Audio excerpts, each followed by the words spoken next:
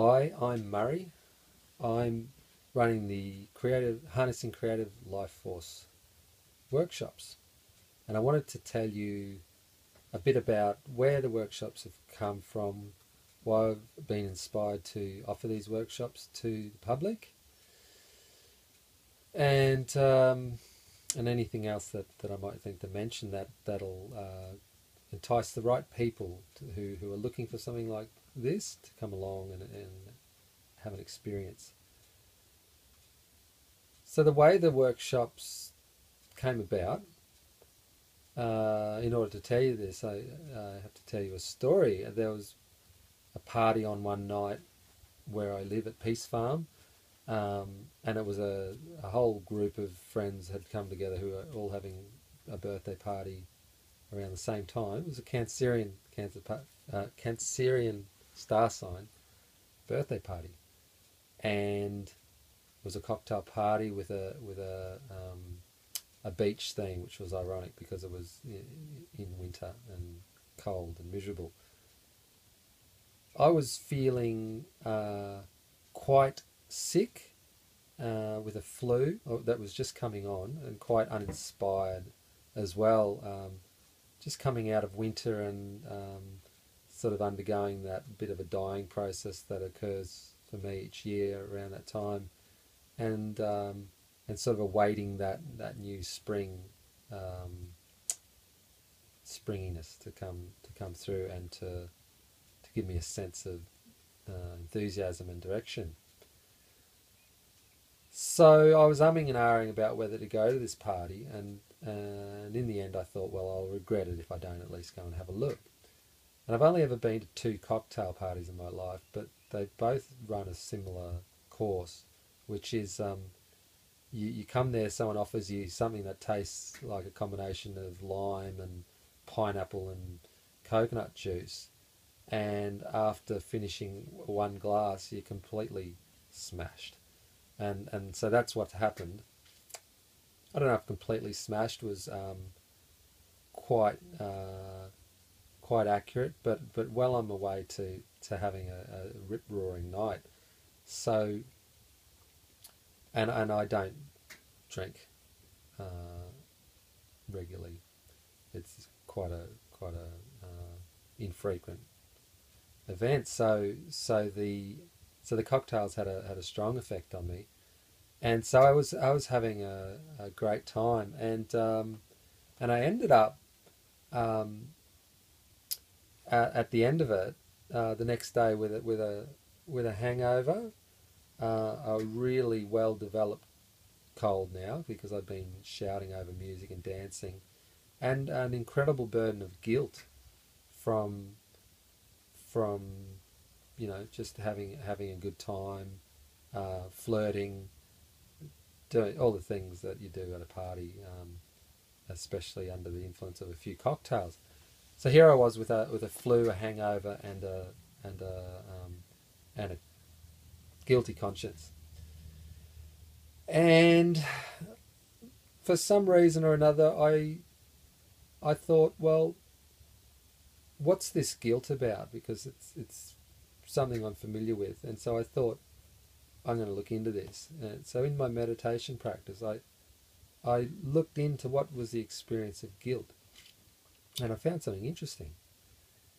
And what was actually occurring was when I would think about the party and the things that had happened, underneath was actually a memory of pleasure. And my relationship with that wasn't a good one. I could say there are cultural influences that affect my relationship with pleasure. I could say heaps about that, but the bottom line is, I had a difficult relationship with experiencing pleasure in my body, and so I decided, well, what if I don't entertain these feelings of guilt? What if I just stay with that feeling in my body and see what happens? And so I did. I was able to keep the judgments, keep the guilt at bay, and observe the feeling of pleasure in my body. Now, I've got to say that it wasn't about trying to amplify or perpetuate an experience of pleasure. I was just simply being with what was what was occurring in my body. And then an interesting thing occurred, which is that this pleasure started to act as if it was a seed in the ground, and it started to sprout roots and a stem, and something unfurled, moved up my body, and after a process, I felt something had shifted, and with that shift came a renewed enthusiasm, lots of energy, and inspired thinking, inspired ideas. I was excited about the things that I was going to do. And over the next few days, a lot of inspirations came about what I wanted to do, which had a lot of meaning and enthusiasm for me. And I was able to relate it back to this revolutionary sort of thing that occurred to me, which was to allow pleasure to have its way in my body.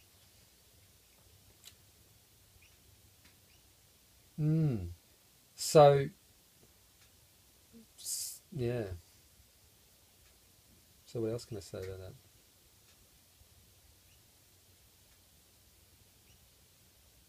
So from that came a great desire to share this experience, because it feels like in my clinical practice as an acupuncturist, something that that comes up for a lot of people in the sessions is it becomes evident that they are not connected to that place in their body, and I call it the creative life force because it is the creative life force. It's the sexual energy that creates new life, but it also creates new life in us when we know how to work with this energy. It's an energy that a lot of us are afraid of. We don't trust it, and as a result, we cut ourselves off from it. And then life cut off from that becomes about attending to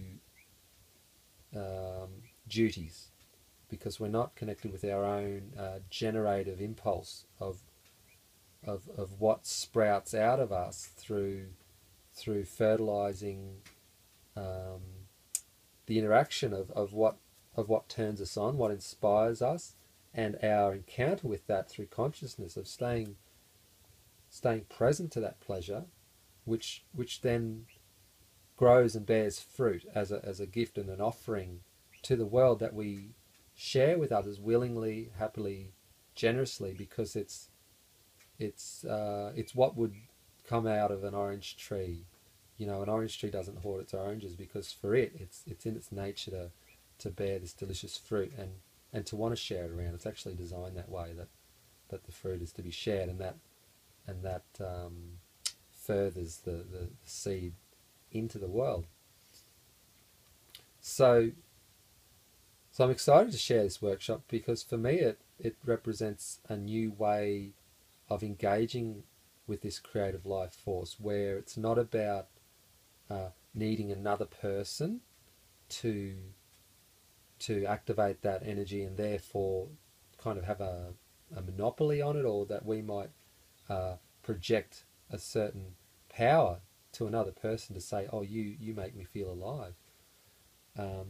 It's more about letting all of the events in life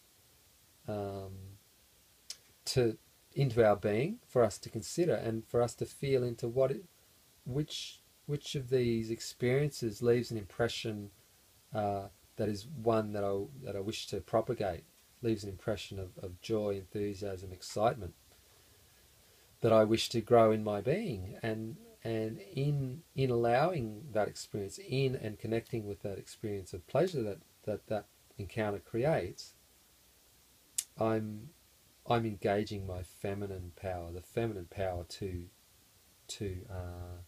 give ground to give fertile ground to, so that something may grow in life, grow in its potential, be fostered, and then to bear fruit. And I engage my masculine in the sharing of that fruit. So this is harnessing creative life force is very much a dance and an encounter with the masculine and feminine within, but in a very integrated, internal way. But having said that, it's not about shutting off from the world. We're using encounters with the world to navigate and to engage with, in order to find a synthesis of energies that activates our potential and has us be more of who we are, and to bear more fruit, to be more abundant, more fruitful, and to share more of who we are with the world, and in doing so giving that gift to others, that they may become more fruitful, more abundant, and then receiving back more deliciousness that then perpetuates the cycle of giving, sharing, generosity. And I think this is a revolution, because it's the masculine and feminine within. It's not about moving from a patriarchal model to a matriarchal. It's about finding out that the true power that we all have, and that we can all harness and generate and share with each other in a non-intrusive manner, in a autonomous manner, is to share this awareness of, wow, we have this power within us, to make our lives and the world a more exciting, happier, delicious space. So if this speaks to you, I hope you can join me on Tuesday, the 4th of October, at Peace Farm, 60 Settlement Road, and we're going to explore some of these ideas through spontaneous storytelling techniques. We're going to experiment with movement and the Qigong movements that you will create yourself. These are Qigong movements that will emerge out of the telling of your story, and create a kind of a mantra or mudra that will create a remembering in your body of making that transition from dealing with the world and to where we actually generate the world. There'll be lots of good stuff drawing on my experience as an acupuncturist, performer and storyteller, and there'll be plenty of room for spontaneous things as well. So I don't really know how it's all going to turn out. I just have this seed, this intention, and I'm sure we'll find the right people at the right place to create something magical. I hope you can join us.